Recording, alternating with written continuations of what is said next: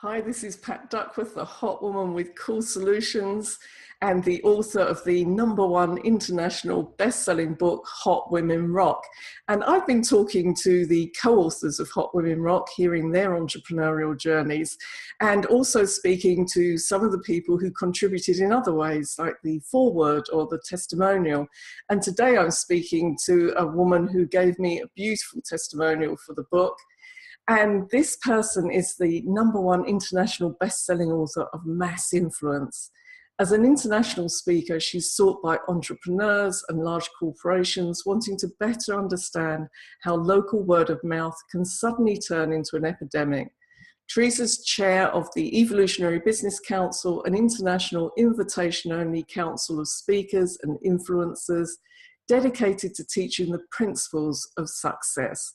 I've given away a bit of her name now, but what I wanted to say before I turn on the camera is that I've really enjoyed traveling the world doing these interviews. I've been to America and Canada and Zanzibar, and today we're off to Costa Rica.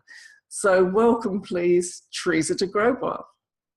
Hello, Teresa. It's great to be here, Pat. Thanks for having me. And I'll just apologize in advance. I have some really noisy parrots outside my window.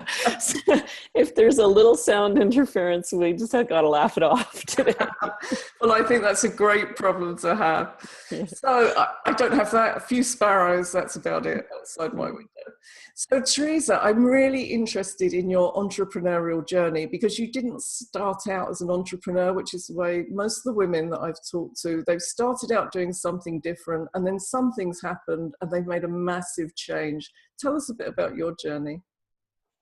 Well, you know, the point at which I think I really became an entrepreneur, I had already dabbled in business several times, but I'd never really had a successful entrepreneurial journey. Until I had what I now affectionately call my really bad year. You know, I can laugh about it now because, you know, I now look back on it and I know it was absolutely the best thing that ever happened to me. But in the first 6 months of that year, my whole life had fallen apart. You know, my father had passed away, my marriage had ended, my business at the time had failed, and my health was in a serious tailspin. And it was, you know, so intense, the level of failure and breakdown in my life. I can remember, you know, waking up in the morning, having difficulty breathing at times. And there was one specific moment. I was sitting in the bathroom of my new condo post-marriage breakup. And I'm surrounded by tools because I've always been a renovator. And there's the only thought in my mind as I've got tears streaming down my face is that it's me that needs renovating. Mm. And it was such a beautiful moment because it was the moment I made the commitment to myself that I would be my next project, you know, because I was looking back over the last 15 years of my life saying, I can't honestly remember the last time I was truly happy, you know. Yeah. And so in that moment, I really made a commitment to myself and I started doing every self-help course I could get my hands on. I got a lot more serious about my yoga and my health and my eating. And, you know, actually very rapidly, my life started to shift. And within a couple of years of that time, I had, you know, quit my job I was working on at the time. I had started a charity to build schools in Africa. I had taken my hobby of writing children's books and written 3 children's books to raise money for my charity. And then 2 really interesting things happened. The first was I very quickly discovered that I didn't like running a charity and I didn't like being a children's author. You know, I mean, like writing kids' books, I found really fun, but going around to schools and doing kids' programs, it really wasn't turning my crank. And the second thing that happened was I had people coming at me in droves saying, oh my God, Teresa, 3 bestsellers in 8 months. How the heck did you do that? And would you show us? And you know how they say fish don't know what water is? We often don't know what our gifts are until other people start pointing it out to us, right? There was a specific day I'm sitting with one of my best friends, Dr. Shonda Perrin. You probably heard of her. Yeah, absolutely. And, yeah, you know, she's actually nominated for a Nobel Peace Prize last year for her work on Project Forgive. Yeah. But I was sitting with her one day, and she's just a lovely, beautiful straight shooter. And I'm venting about, you know, the fact that I'm not loving what I'm doing as running a charity and as a children's author, but I am loving all this free philanthropic work that I'm doing, helping people become best-selling authors. Pardon me. And she looks at me the way only a best friend can. So she says to me, honey, when the universe is sending you a flood of something, don't you think you better pay attention? Yeah, good advice. And that was just one of those brilliant light bulb moments. And it was the spark that had me rebrand myself overnight because, you know, like I was saying, you know how fish don't know what water is. I didn't realize that one of my gifts was really understanding how to generate word of mouth epidemics, really understanding how influence works. Yeah. And I had been doing it my whole career. I had just been doing it in an industry I didn't love and doing it in contexts that didn't really spark me up and didn't really fire me up. And when I made my life about teaching other good people, everyday heroes, how to be change agents and create positive change in the world, then all of a sudden my heart lit on fire. Yeah. And I've never looked back. My business has been on fire ever since. I was going to ask you about that, where this superpower came from, because we all have something that's our superpower, even if we don't recognize it and it takes somebody else to show us what it is. So is this something that developed in your career prior to you making these huge changes? I think it started developing at the age of 3, actually. I think the seeds of many of our superpowers are sown in our earliest years and the earliest failures of our lives, you know. And those earliest failures not only become the negative self-beliefs that tend to limit us in life, they become the motivators that tend to drive us and have us strive forward in life, right? Mm. And a lot of us are living our lives to a dominant theme. But that theme usually has a lot of relevance from our earliest years, right? I can actually remember the moment I created my most significant inner dialogue. Wow, when was that? You know, I was about 3 years old. I'm actually from Northern Canada. I'm not only Canadian. You can see if as I'm drinking tea, I'm not only from the Northern Ontario. I'm the youngest of a really big family, right? We used to spend all our summers in a remote backwood cabin. You know, we'd go in every year by boat, actually, to spend the summer there, just in time to see the hatching of the little baby mosquitoes. But, you know, so my siblings became very important to me at a very young age because they were the only people around for a big part of the year. And there was a specific moment when we were just back from the cabin and we're all crowded around the kitchen of our 100-year-old house, tiny little kitchen. And all my cousins are visiting. And the room is buzzing with excitement because my grandmother's taking us all to the movies, which in my family is a big deal because, you know, my mother's seriously concerned about the morals of Hollywood movie makers. But somebody's finally convinced Mom that maybe Walt Disney's not the worst guy on the planet. And she's letting us go see The Love Bug. Oh, right? I know. And 3-year-old me is like buzzing with excitement, right? Oh my God, we're going to see The Love Bug. And I look across the room just in time to hear Mom say, Teresa can't go. She's too little. Oh, disaster. Disaster. 3-year-old me is utterly devastated. And in that moment, I decide I'm too small to play with the big kids. Yeah. And you think that might get in the way when you feel called to lead in business, right? Because that became a repetitive theme in my life. I started spending all my time doing one of two things. And research shows we all do this as human beings. I started spending all my time terrified that it was true or desperately trying to prove it wasn't true. Mm. Now, the cool thing about that is that importance became an important conversation to me at the age of 3. Yeah. Go figure that I should become a global authority on the topic of influence, because influence became an important topic in my life, mostly because I had none, right? But it became not only important for me to understand it and gain it for myself so that I could become a force for good in the world, it became important for me to understand how to teach other people how importance and influence works in this world. So it's interesting because a lot of the things we think of as negative self-talk aren't necessarily negative all the time. They're just the dialogue that's running in the background. And when you can really get aware and present to what's going on in the background in your mind, often you can harness it for something really cool in your life. Often that's the seeds of your superpower.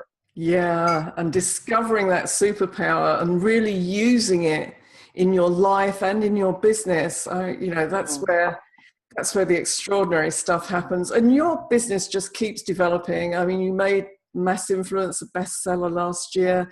And then with the work that you're doing with the Evolutionary Business Council as well. Can you say a little bit about that? Well, you know, the Evolutionary Business Council is kind of the epitome of what I teach. Yeah. You know, I teach people to get in relationship with other people of like mind who are up to cool and good things in the world, you know, and it was interesting. The EBC actually kind of happened by intervention. Some of my closest colleagues were, you know, saying, Teresa, look what you built, give it a name already, you know, but it was just this large community of people that I was serving and connecting to really help them cause something and create change in the world. And so the EBC has kind of evolved into this really wonderful organization of people who have become very good friends and tend to gather in more awesome people all the time. Yeah. And it's really just people who want to create shift, you know, one word of mouth epidemic at a time, one cause, one force for change at a time. And now you're building this amazing community in Costa Rica. I know, we're having so much fun with that. You know, I'm one of these people, I believe if enough people say something to me, maybe I should pay attention. And we had a lot of members of the EBC asking, you know, so many of us have become enlightened gypsies in the world, you know, people who love to travel and spread a positive message. And many of you were saying, you know, we want a beautiful, inspiring place where we can gather and, you know, maybe live for part of the year and maybe teach advanced workshops. And so out of that idea was born, you know, let's find a place in paradise and build an intentional community there. So we found this wonderful property that's less than an hour from the capital, from the airport in San Jose. And you know, it's just a spectacular west-facing mountain slope overlooking the Pacific Ocean that we're really having a lot of fun. I know. So yeah, it's called Vista Mundo, and we're very excited with what's happening here. A number of our members are buying up the little pieces of land in order to collaborate on building the community. Sounds beautiful. So this is Pat Duckworth, the hot woman with cool solutions. And today I'm talking to Teresa de Grosbois, the #1 international best-selling author of Mass Influence. So it's just obvious that I'm going to be talking to her about networking and how you build that community around you, how you build that supportive environment around you, not only of clients, but of colleagues who will help you and will be there for you. And I've heard Teresa say a number of times, you're looking for those people who crawl through broken glass for you. So Teresa, tell us a bit about, or what are your tips really for entrepreneurs? They're getting themselves kind of established and they really want to form those really reciprocal relationships with other business owners. Well, a lot of it starts with really understanding how influence works, right? And, you know, influence is just, do people know, like, and trust you enough to take action based on what you say? And mass influence, therefore, is just, do a lot of people know, like, and trust you in order to take action based on what you say? And the challenge for most entrepreneurs is that we all learned a skill set, or, you know, you might even call it a rule book. You know, first of all, there was a set of rules we learned in the sandbox as very young children, but then when you first started networking in business, there was another set of rules we learned. And, you know, for example, we learned it's a good idea to offer to buy a colleague that you've just met, that you want to build relationship with, a coffee or a lunch. But, you know, we all intuitively know, try phoning up the CEO of a Fortune 500 company and offer to buy them a coffee, and faster than you can say restraining order, their gatekeepers are going to get in the way, right? Yeah. So somewhere in between the scenario of networking function and the highly influential, the rule book changed. And I like to talk about it almost like it's a different sport. You know, we've all become awesome at playing badminton, and all of a sudden we're put on the hockey rink. I'm a Canadian, so I have to use hockey analogies all the time. But all of a sudden we're put on the hockey rink, and it's like the rules of the game have shifted, and the way hockey players speak is different. And by the way, nobody's ever told us that we need skates. Yikes. And all of a sudden you're on your butt on the rink looking like a fool, and you don't even know why. Mm-hmm. And so one of the reasons I wrote Mass Influence was that I wanted good people, everyday heroes, to understand that, you know, becoming influential really isn't all that hard. It's just really a matter of like learning the rules of the different sport. Yeah, absolutely. And some of the tips that you give in the book about how to avoid those really awkward moments, they're just so important. Yeah. Oh my goodness, you've saved me from some red faces. Yeah. Well, and I mean, because there's a lot of mistakes you could make, but influence is one of those skills that once you learn it, it's not like it sucks up a bunch of time out of your day. Yeah. I often compare it to breathing, right? Like, because in the first moments of your life, you had to learn to breathe. It was really awkward when you first came out, you cried, it was painful. And then once you learned it, you never really thought about it again. You just went through your day breathing until those difficult moments where maybe your best friend had to say, honey, breathe, you're really stressed out right now. And then there might have been moments where you realized, wow, there's an advanced level of breathing. From the yoga and meditation conversation, we could actually become better at breathing and using breath. But in general, breathing didn't become this is a really time-consuming thing in my day. At each level of mastery, you just mastered it, and then it became who you were and the way you lived. And influence is a lot like that. It's not like you have to say, every morning from 8 to 9 o'clock, I'm going to engage in the skill of influence. No, it's more like, let's take 2 minutes a day and learn how this sport really works. And once you get it, it simply becomes your natural way of being. And it's not something that you have to practice or worry about unless you really want to go to a much more advanced level of skill in it. So if you were giving one top tip, I'm going to ring this out of you. What's your number one tip? One tip, it's all about relationships, and not only relationship with your following, but relationship with other influential people. Here's the foundation of it all. You can't make yourself famous or influential. You can only give influence to other people, and they can give it back to you, right? So one of the core habits, one of the most foundational habits of highly influential people is that you'll see they move through their day giving influence to other people all the time. Yeah. They are frequently endorsing or connecting or encouraging or assisting other people, especially those seeking to become influential. And in doing that, think about it. What happens when you connect to influential people? The first thing they do, especially if it's an awesome connection and they can really help each other, the first thing they do is praise you. Yeah. They give you the influence back. Right? So influence is not a diminishing commodity. Every time you spend your influence on helping someone else gain influence, your own influence doubles. Isn't that cool? I think that was one of the most important things I learned from you is that, the currency of influencers is influence. The more that you can help other people, the more that comes back to you. And I think it's just such an important point to make. Yeah. Fantastic. So I am looking forward to meeting up with you and the other amazing influence, Charmaine Hammond, Joseph Rancith, and loads of wonderful people at the Global Influence Summit in Florida, which is only a few weeks away now, which is going to be amazing, followed by the Evolutionary Business Council meeting. So Teresa, give us a link to some resources for you or a contact for you. Well, we just mentioned the Global Influence Summit. So if you want to come join us in Florida, you're more than welcome. And in fact, if you feel called to check out the Evolutionary Business Council as well, you're more than welcome to reach out. That would be at globalinfluencesummit.com. Or you can check out the EBC at ebcouncil.com.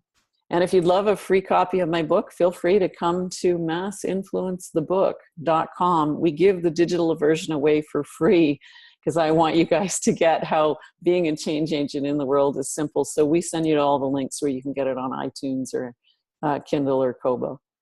That is such a bargain. I've got my hard copy so I can write in it, put stickers in it so I can go back and refer to it. Thank you so much for sharing this time with us today, Teresa. And to our viewers, go to that link, get your copy of the book, and see you again next time for the next amazing interview. Thanks again, Teresa. Thank you, Pat. I can't wait to see you in Florida. Excellent.